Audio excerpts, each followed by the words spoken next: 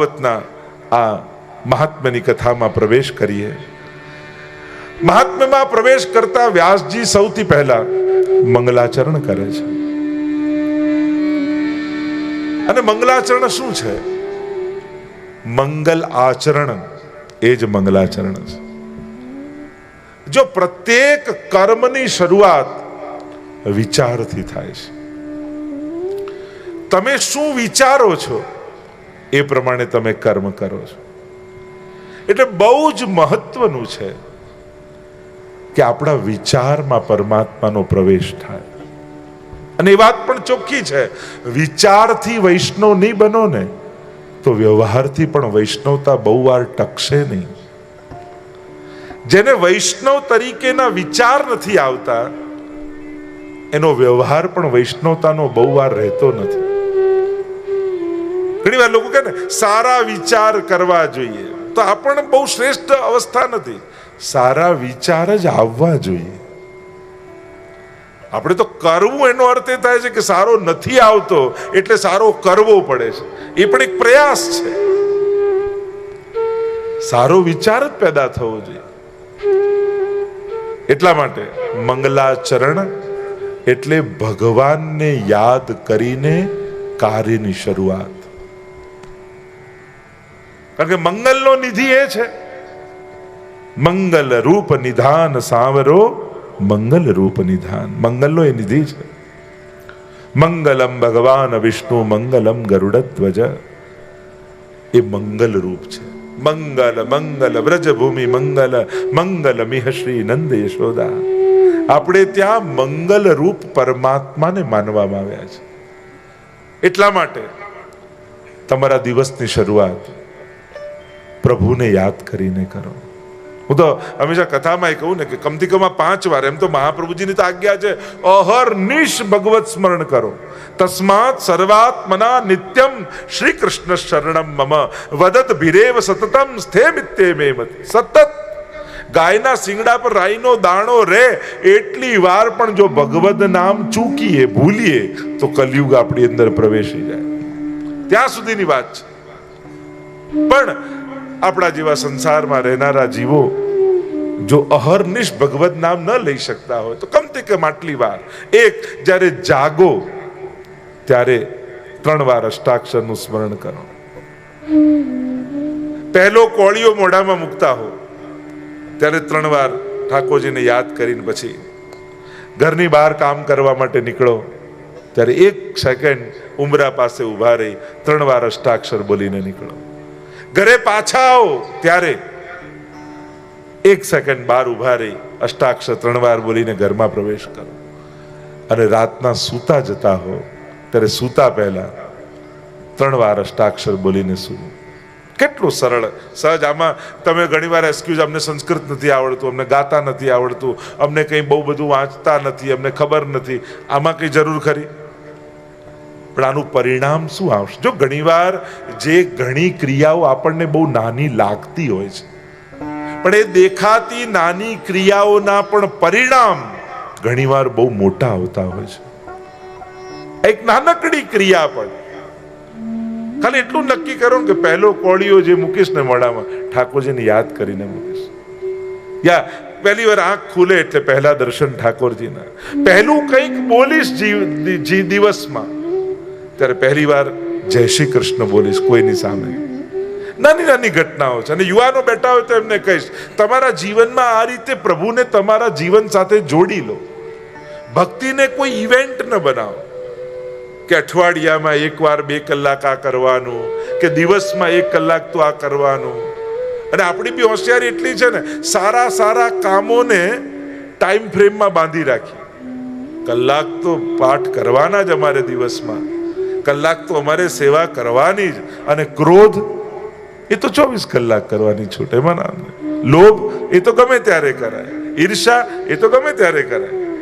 એટલે દુર્ગુણોને 24 કલાકની છૂટ અને સદગુણો બધા ટાઈમ ફ્રેમ. 8 થી 9 નો ટાઈમ માળા 9 વાગી ગયા હવે પાઠની પુસ્તક બંધ.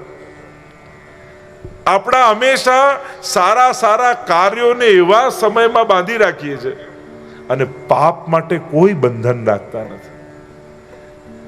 પાપ માટે કોઈ બંધન નહીં. અરે મંદિરમાં ઠાકોરજીની સામે ઊભા હોય તોય બૂમા બૂમ માણસ શરૂ કરી દે. એ ન જુએ કે હમણાં તો પ્રભુ સન્મુખ છું. ને માણસને પાપ કરવામાં ક્યારેય પણ સમય સ્થાનનો વિચાર પણ નથી આવતો. અને પુણ્ય કરવામાં, અરે હમણાં કારમાં આ કરાય, બસમાં બેઠા હોય તો આ કરાય, અરે અમે તો ચપ્પલ પહેર્યા હોય છે શું કરીએ. ભગવદ નામ છૂટે એના માટેના કેટલા પ્રશ્નો આપણી અંદર જાગતા હોય છે. અને ભગવદ નામ લઉં એના બહાનાઓ બહુ ઓછા ગોતીએ છે. જે 5 મિનિટ રહેતી હોય, બચતી હોય તો 5 મિનિટ આટલું પાઠ કરી તો ચાલે ને, આવું ક્યારે પૂછીએ. કરવા માટેના પ્રશ્નો બહુ ઓછા હોય છે, છોડવા માટેના પ્રશ્નો બહુ વધારે હોય છે. સૂતક લાગે તો, આમ અડચણ આવે તો, પેલું આમ થાય તો, આમ આવે તો, કેમ સેવા છૂટે એના કેટલા પ્રશ્નો પૂછીએ છીએ. એમ કરવાના બહાનાઓ ઓછા ગોતીએ છીએ. પ્રભુ સાથે જોડાઓ, તમારા જીવનને પરોવો પ્રભુ સાથે આ નાની નાની ક્રિયાઓથી. અને આ નાની નાની ક્રિયાઓ બહુ મોટું પરિણામ તમારા જીવનમાં લાવશે. માળા કરતા 5 મિનિટ લાગે, પણ એમ વિચારું આ 5 મિનિટ ભગવત નામ લઉં છું ને તો 24 કલાક ઠાકોરજી મારી રક્ષા કરે છે. યમનાષ્ટક કરતા મને 5 મિનિટ લાગે છે, પણ એક યમનાષ્ટક કરું છું ને તો 24 કલાક યમનાજી મારી રક્ષા કરે છે. આવો ભાવ રાખીને એક યમનાષ્ટક કરશો ને તમને એમ લાગશે યમનાજી 24 કલાક મારી જોડે છે. એક માળા કરશો ને તમને એવો ભાવ આવશે કે ઠાકોરજી 24 કલાક મારી જોડે છે. તો મંગલાચરણ દ્વારા શરૂઆત થઈ. વ્યાસજી મંગલાચરણ કરતા બોલ્યા. વ્યાસજીએ મંગલાચરણ કર્યું. મંગલ આચરણ, મંગલ ઉચ્ચારણ, મંગલ વિચાર, આ બધા મંગલાચરણ છે. આપણા શાસ્ત્રોનો એક વિવેક એવો છે કે કોઈ પણ શાસ્ત્ર શરૂ કરે તો એના રચયિતા સૌથી પહેલા ઠાકોરજીને યાદ કરે છે, જેથી જે કાર્ય કરવા જઈએ છે એમાં કોઈ વિઘ્ન ના આવે.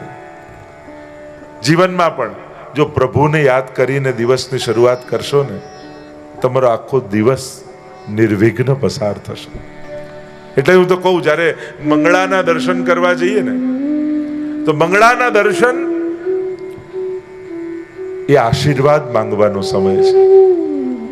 સવારે સવારે ઉઠીને જ્યારે તમે મંગળાના દર્શન કરવા જાઓ ને ત્યારે ઠાકોરજી આગળ બે હાથ જોડીને ઊભા રહીને, ઘણા લોકો કે ઠાકોરજી આગળ ઊભા હોય તો શું કહેવું પ્રભુને, એટલું કહેજો આજે આખો દિવસ તું રાજી થાય એવા કામ મારાથી થાય, તું પ્રસન્ન થાય એવો આખો દિવસ મારો જાય, તને ન ગમે એવું મારાથી કાંઈ ન થાય એવું બળ આપજે મને, એવી શક્તિ અને એવો વિચાર મને આપજે.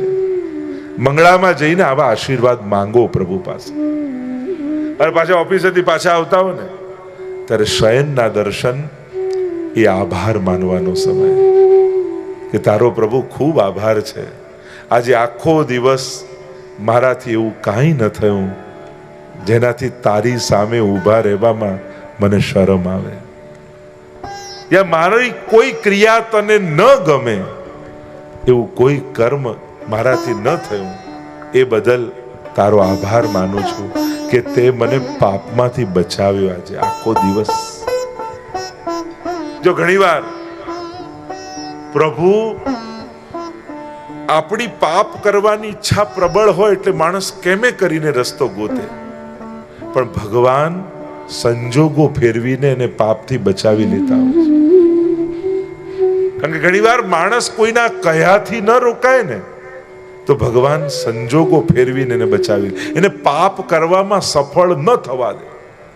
ત્યારે માણસને ગમે નહીં કે મેં આટલું પ્લાનિંગ કર્યું, આટલું આમ કર્યું, છતાંય હું સફળ ન થયો, ત્યારે અફસોસ કરવા કરતા ઠાકોરજીનો આભાર માનજો કે પ્રભુ તે સંજોગો ફેરવીને મને પાપમાંથી બચાવી લીધો, નહીં તો હું કેમે કરીને રોકાય એમ નહોતો, મારો સંકલ્પ બહુ મજબૂત હતો, પણ તે મને સફળ ન થવા દીધો, એ બદલ તારો આભાર છે.